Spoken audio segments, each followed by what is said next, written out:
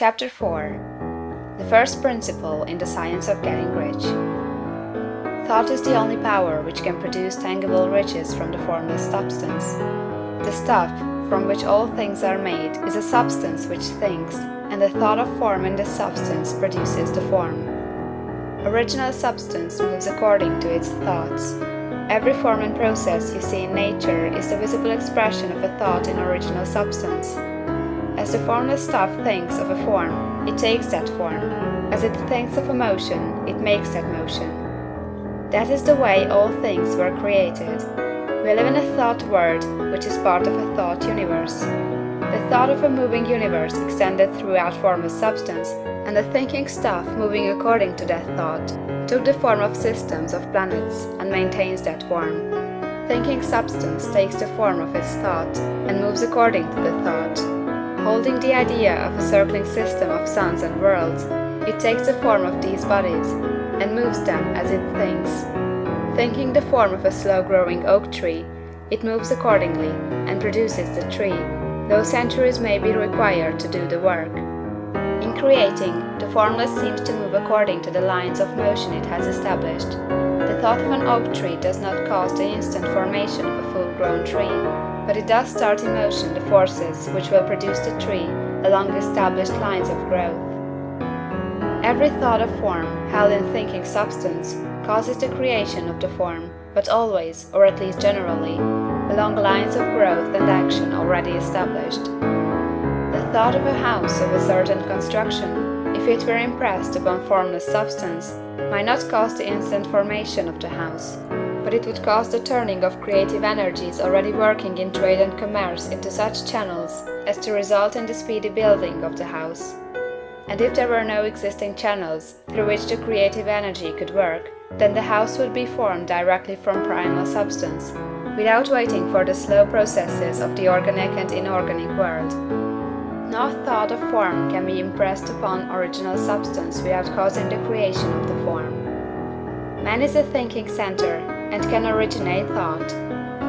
All the forms that man fashions with his hands must first exist in his thought. He cannot shape a thing until he has thought that thing. And so far man has confined his efforts wholly to the work of his hands. He has applied manual labor to the world of forms, seeking to change or modify those already existing. He has never thought of trying to cause the creation of new forms by impressing his thoughts upon formless substance. When man has a thought form, he takes material from the forms of nature and makes an image of the form which is in his mind. He has so far made little or no effort to cooperate with formless intelligence, to work with the Father. He has not dreamed that he can do what he sees the Father doing. Man reshapes and modifies existing forms by manual labor. He has given no attention to the question whether he may not produce things from formless substance by communicating his thoughts to it. We propose to prove that he may do so, to prove that any man or woman may do so, and to show how. As our first step, we must lay down three fundamental propositions. First, we assert that there is one original formless stuff, or substance, from which all things are made. All the seemingly many elements are but different presentations of one element. All the many forms found in organic and inorganic nature are but different shapes, made from the same stuff. And this stuff is thinking stuff. The thought held in it produces the form of the thought. Thought, in thinking substance, produces shapes. Man is a thinking center, capable of original thought. If man can communicate his thought to original thinking substance, he can cause the creation or formation of the thing he thinks about. To summarize this, there is a thinking stuff from which all things are made, and which, in its original state, permeates, penetrates, and fills the interspaces of the universe. A thought in this substance produces the thing that is imaged by the thought.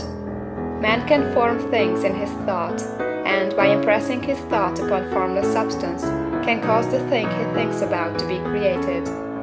It may be asked if I can prove these statements, and without going into details, I answer that I can do so, both by logic and experience. Reasoning back from the phenomena of form and thought, I come to one original thinking substance, and reasoning forward from this thinking substance, I come to man's power to cause the formation of the thing he thinks about. And by experiment, I find the reasoning true, and this is my strongest proof. If one man who reads this book gets rich by doing what it tells him to do, that is evidence in support of my claim. But if every man who does what it tells him to do gets rich, that is positive proof until someone goes through the process and fails. The theory is true until the process fails, and this process will not fail, for every man who does exactly what this book tells him to do will get rich.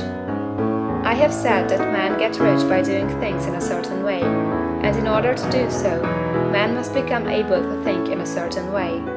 A man's way of doing things is the direct result of the way he thinks about things. To do things in a way you want to do them, you will have to acquire the ability to think the way you want to think. This is the first step toward getting rich. To think what you want to think is to think truth, regardless of appearances. Every man has the natural and inherent power to think what he wants to think, but it requires far more effort to do so than it does to think the thoughts which are suggested by appearances. To think according to appearance is easy. To think truth, regardless of appearances, is laborious, and requires the expenditure of more power than any other work man is called upon to perform. There is no labor from which most people shrink as they do from that of sustained and consecutive thought. It is the hardest work in the world. This is especially true when truth is contrary to appearances. Every appearance in the visible world tends to produce a corresponding form in the mind which observes it, and this can only be prevented by holding the thought of the truth. To look upon the appearance of disease will produce the form of disease in your own mind, and ultimately in your body, unless you hold the thought of the truth, which is that there is no disease. It is only an appearance, and the reality is health. To look upon the appearances of poverty will produce corresponding forms in your own mind, unless you hold to the truth that there is no poverty. There is only abundance. To think health when surrounded by the appearances of disease, or to think riches when in the midst of appearances of poverty, requires power. But he who acquires this power becomes a mastermind. He can conquer fate. He can have what he wants. This power can only be acquired by getting hold of the basic fact which is behind all appearances, and that fact is that there is one thinking substance from which and by which all things are made.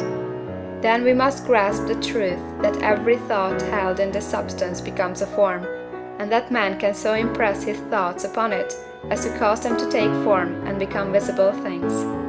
When we realize this, we lose all doubt and fear, for we know that we can create we want to create, we can get what we want to have, and can become what we want to be. As a first step toward getting rich, you must believe the three fundamental statements given previously in this chapter, and in order to emphasize them, I repeat them here.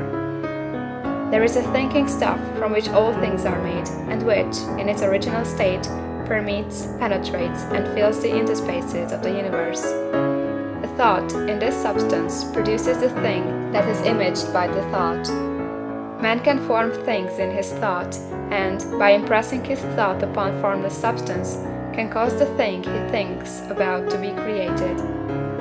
You must lay aside all other concepts of the universe than this monistic one, and you must dwell upon this until it is fixed in your mind, and has become your habitual thought. Read these creed statements over and over again, fix every word upon your memory, and meditate upon them until you firmly believe what they say. If a doubt comes to you, cast it aside as a sin. Do not listen to arguments against this idea. Do not go to churches or lectures where a contrary concept of things is taught or preached. Do not read magazines or books which teach a different idea. If you get mixed up in your faith, all your efforts will be in vain. Do not ask why these things are true, nor speculate as to how they can be true. Simply take them on trust. The science of getting rich begins with the absolute acceptance of this faith. End of chapter 4.